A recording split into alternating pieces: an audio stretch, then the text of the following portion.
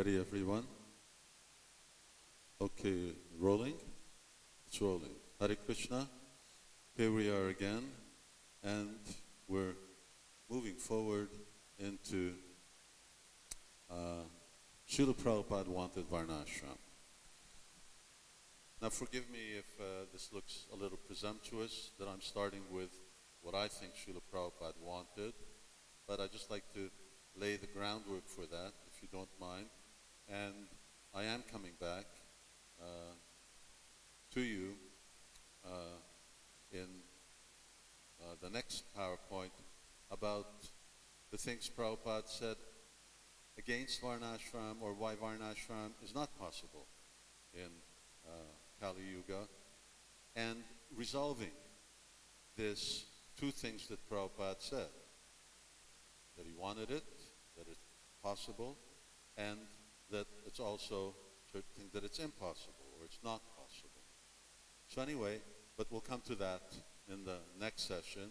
Here, Srila Prabhupada wanted Varnashram, and we'll be talking about the following.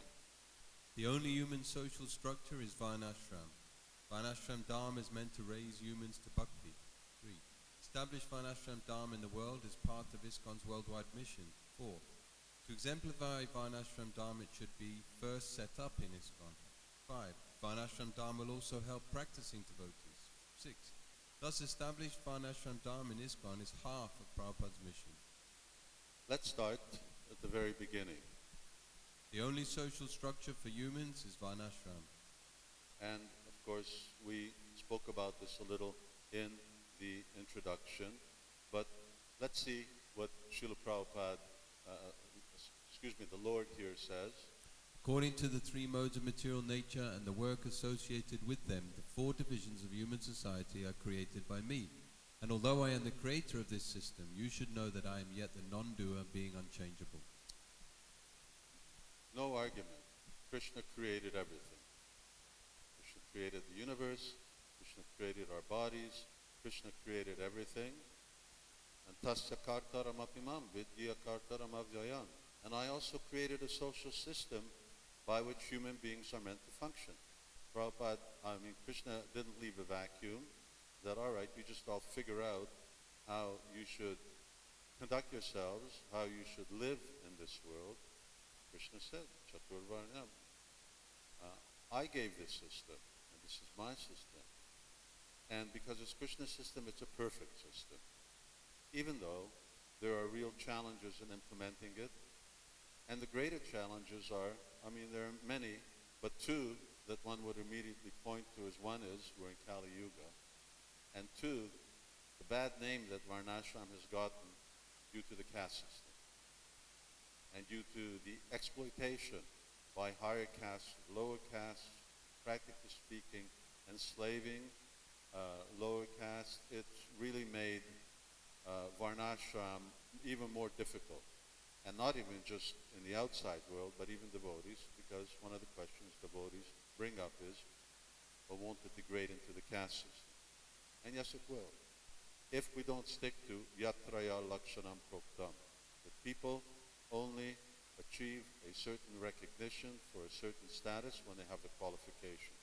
And if you don't have the qualification, it doesn't matter what your father was. If you don't have it, you don't get that. Now Srila Prabhupada continues. For this purpose there is the Varnashram Dharma, composed of 4 Varnas and 4 ashrams. Unless society is divided into these 8 categories, it is simply an animal civilization. There must be some systemized, regulated arrangement. If it's not Varnashram, it's animal. We may call India the biggest democracy, England the oldest democracy, America the best functioning democracy, although it's becoming questionable whether that's the case with the next election. And there are so many other social structures in the world. They are all animal society. Why? Tasya kartaram apimam. Because it's not Krishna's system. And because it's not meant to elevate people. It's not meant to get people out of this material world and take them back home, back to Godhead. And that's what Krishna's system is all about. Positive engagement. Brief sidetrack, I remember Brahmananda Prabhu coming to visit Chicago back in, I don't know, 1978, 79. We had a big reception for him that was still in Evanston. And he gave a little talk. And the first thing he asked is, what is the most important verse of Srimad Bhagavatam? Everyone started citing so many different verses. And he said, no. Prabhupada said that, what is that? The verse that I just happened to have forgotten, which is in the first canto when he says that people don't act according to their Varna. Anyway, it emphasizes, Narada Muni is emphasizing Varnasrama. Huh? No, that's Vishnu Purana. But in any case, we'll look it up and mention it later. It's animal society. Human society means Varnashram. Prabhupada's statement, Krishna's statement, it's not something to argue. We don't necessarily like that. We like democracy. And mark well, Varnashram is not about democracy. That's what Prabhupada would call demon crazy. And it doesn't work. All right, so next point. Varnashram Dharma is meant to raise humans to bhakti. I've already touched on this, but here Narada Muni is saying the following. In response to Yudhishthira Maharaj's question, how can human beings achieve the perfection of life, namely devotional service? Sri Narada Muni said, after first offering my obeisances unto Lord Krishna, the protector of the religious principles of all living entities, let me explain the principles of the eternal religious system of which I've heard from the mouth of Narayan. Here Narayan means Narayan Rishi. Narayan Rishi is the person from whom Narada Muni heard. Eternal principles. Varnashram is an eternal principle. It may be dealing with people's material nature, but it's Krishna's eternal principle. It's the same way that the material world is also eternal, although it's temporary, but bhutva praliyate.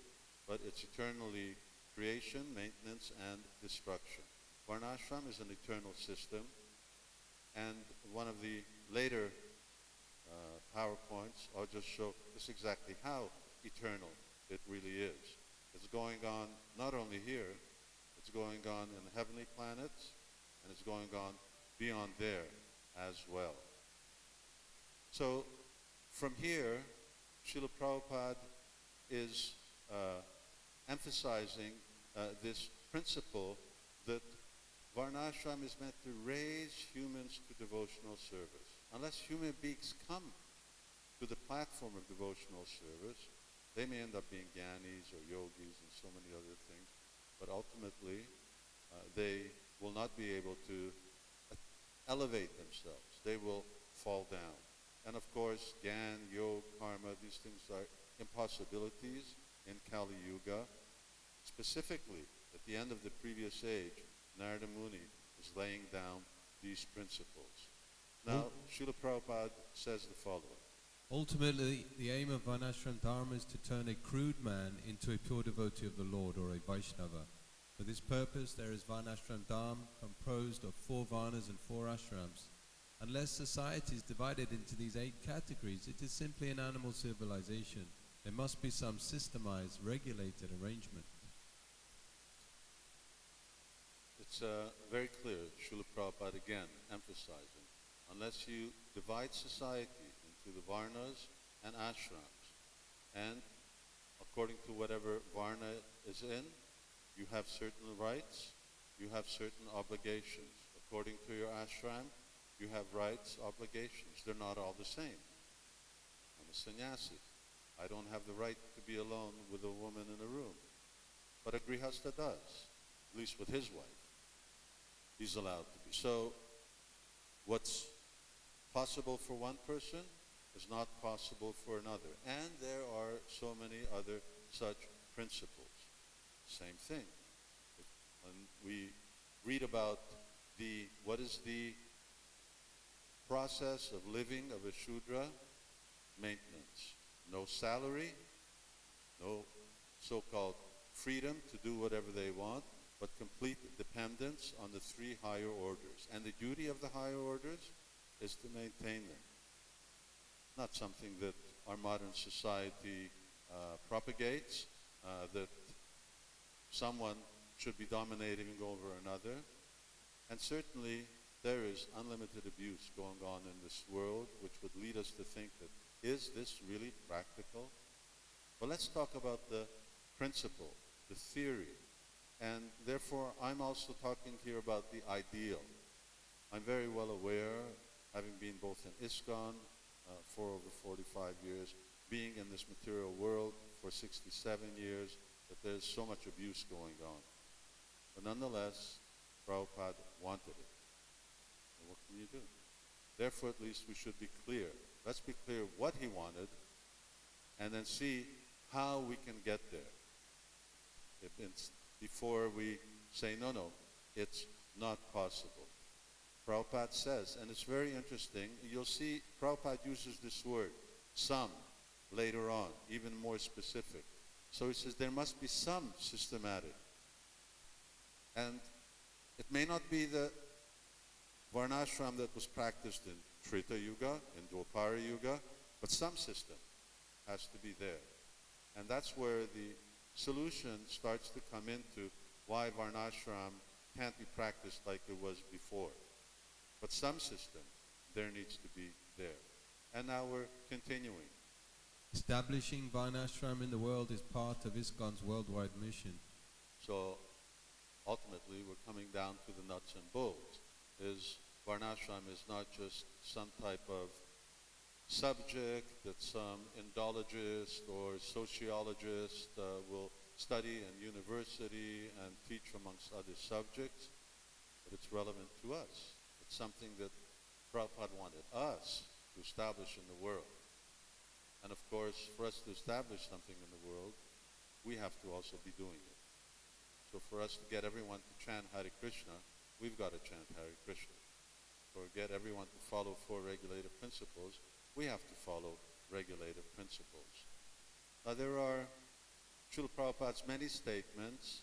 For me, there are a few very poignant and very emphatic, extensive conversation by Srila Prabhupada, the main one being in the February of 1977. Later on in October, Srila Prabhupada also speaking about Varnashram, not as extensively, but repeatedly. And then, of course, you see it on the final lesson. So here's part of that conversation. And it's very interesting. The background is Satsarup Maharaj is there, Bhavananda Prabhu is there, Harisori Prabhu is there, and they're raising up all of the objections that we raised today. And Prabhupada keeps this conversation goes on for 45 minutes. It's not just a brief thing. And Prabhupada makes very clear what his desire and intent is. Go ahead. Prabhupada, therefore Varnashram Dharma is required. Simply show bottle will not do. So the Varnashram Dharma should be introduced all over the world. And Satsvarup, introduced starting with ISKCON community? Prabhupada, yes. Brahman, Kshatriyas, there must be regular education. Harishori, but in our community, if the being as were trained up as Vaishnavas, Prabhupada, yes. It continues. This is the conversation. It's in Mayapur. You can learn it, look it up, and I'll be quoting more from that. But quite relevant here. Yes, it has to be introduced all over the world, starting with ISKCON. Yes. And how? From 1974 on, Srila Prabhupada started to really emphasize Varnashram College. He wanted Varnashram College in every single temple to educate devotees. And of course, one of these principles of Varnashram is education. Just because I have a propensity for music doesn't automatically mean that I'm going to be able to play instruments. I still need to learn how to write music. I still need to learn how to read it. I know how to play a piano or some other instrument. And then obviously, have to learn how to play along with others as well. either in a symphony or some other group of individuals. So there's a lot to learn and there's a lot to perfect. Education. Over and over and over, Srila Prabhupada is emphasizing education. We're continuing on again. The Varnashram College means to train people in Varnashram life. In human society, a section of people must act as strict Brahmanas. Similarly, another section must act as strict Kshatriyas. Still another as strict Vaishyas, and the rest will be considered as Shudras and less than Shudras or the Chandalas. This is a materialistic division, but spiritually anyone can be elevated to the transcendental position simply by devotional service. So Srila Prabhupada wanted this training. Yes, and if you study the qualities and qualifications of what it actually means as a Shudra, they're hard to find. It's not a derogatory term by any case. And of course, the question really comes up, do we become labeled Vaishnavas in one of these categories? And we'll discuss that a little later on, but the answer is no. Archa Vishnu, Shiladir, Gurumatir, Vaishnava, Jayati Buddhi. Don't identify a Vaishnav with this social designation. That's not his main identity. A Vaishnav's main identity is Vaishnav, is Vaishnavi. But still, Prabhupada would use the term Brahman Vaishnav. Golavecha Shridhar would be a Shudra Vaishnava. My main identification is Vaishnav. Why? Because he's already achieved the perfection of life. He's already come to devotional service. But if someone hasn't come to devotional service, what's their identity? What's their social identity? Then Brahmins, because they're still on the material platform. Therefore, they're either Brahmins, Vaishyas, Kshatriyas, Shudras. Sometimes devotees like to be categorized amongst the Brahmanas. I find that very entertaining, because Brahman is a material designation. Why would you want to be a Brahman? No, I don't think I'm a Shudra. But why? And the example yesterday we were talking with Revati I gave is, if I tell you, you're a very big dog and you're a very small dog, does that make you better than you? We're both dogs. So material designation, to call a Vaishnava a Brahmin, is as much as an insult as to call him a Shudra, because it's material. Vaishnava Jati Buddhi. If you identify a devotee with their material designation, with the material qualities, they've already attained the perfection of the material qualities, come to devotional service. Doesn't make them transcendental, but it gives them another type of identity. They know Nitya Krishna Das. I've emphasized this a little. We'll come back to it later on, but let's move on a little. Here Srila Prabhupada makes it clear. And this is not something that's evolved in Srila Prabhupada's training, because sometimes devotees argue that in the later years, Prabhupada saw that devotees were having trouble just sticking to the principles of Krishna consciousness, so then he emphasized Varnashram. No. Prabhupada emphasized Varnashram from the very beginning. But whether devotees were dependent on it or not, and devotees would have to actually show Varnashram, but whether devotees were dependent on it or not, that was something that Srila Prabhupada emphasized. He saw, why are they falling down? Therefore, no, actually, you need it, because he's so conditioned that you need that type of conditioning which will help elevate Vaishnavas who are impeded by the modes of ignorance and passion and raise them to goodness. Because it's from goodness and in goodness that devotional service becomes very effective. Next point. To exemplify the workings of Varnashram, it should be first set up in ISKCON. And same conversation, 1977. Harishori, where will we introduce the Varnashram system then? Prabhupada, in our society, amongst our members. Pretty clear.